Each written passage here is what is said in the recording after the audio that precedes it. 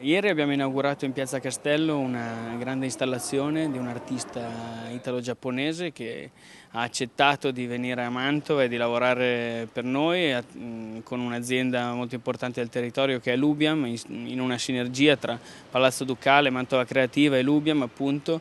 Si chiama Hidetoshi Nagasawa l'artista, e questa grande installazione spero sia la prima di una serie di installazioni, di opere che ogni anno potrebbero susseguirsi in questo progetto che si chiama Scultura in Piazza e che abbiamo inaugurato quest'anno. L'opera Vortice è un'opera che si integra perfettamente, pur nella sua rottura dello spazio, con le sollecitazioni architettoniche di Piazza Castello,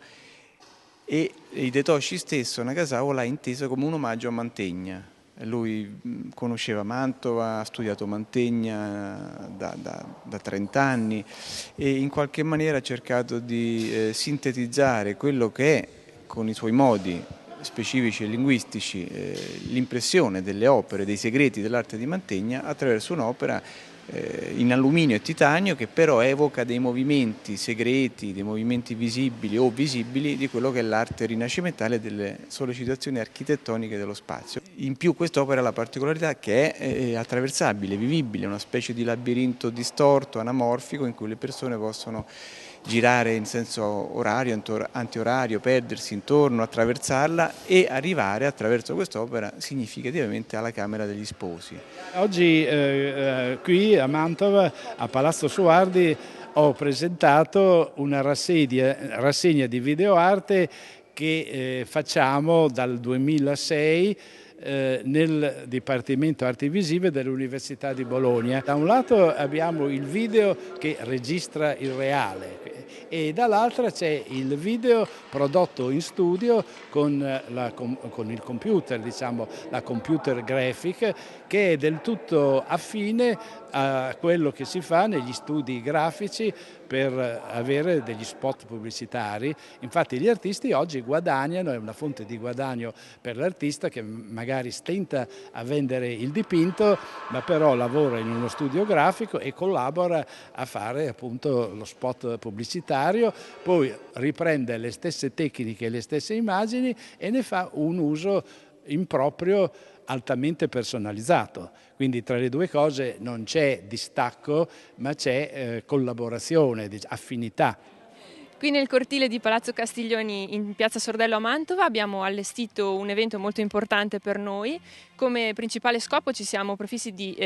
sostenere e promuovere l'Alto Mantovano, il nostro territorio nel quale operiamo. Io e lo studio Concrete Lab presentiamo alcune installazioni luminose, delle sculture in plexiglass luminose e degli sgabelli luminosi che abbiamo realizzato per l'occasione.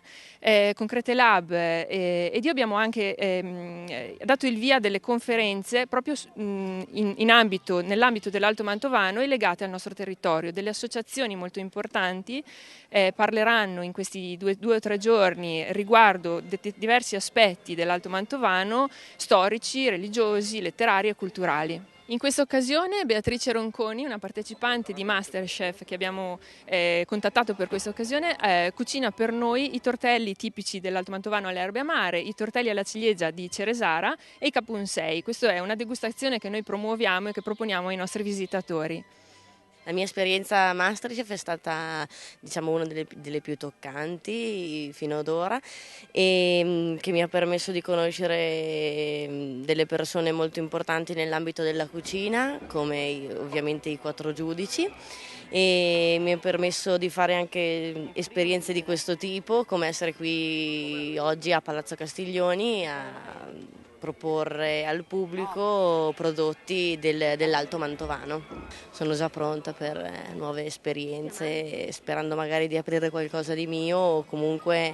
di fare qualcosa legato alla relazione col pubblico, quindi serate, manifestazioni come quella di oggi. Nei giorni della manifestazione Mantova Creativa, su proposta dell'artista Carlo Mantovani, che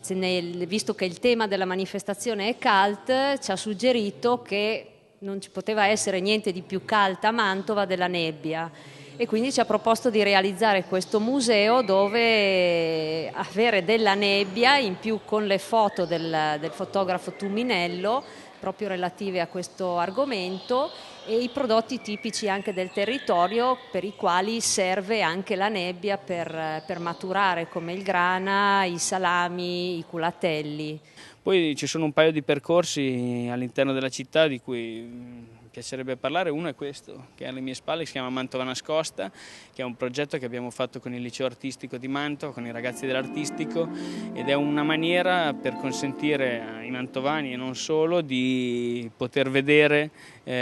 all'interno quei palazzi e quegli edifici che in realtà non sono accessibili. Basta avere sul proprio smartphone un lettore di QR code, puntarlo sul QR code di questi totem e parte il video dell'edificio davanti al quale ci troviamo.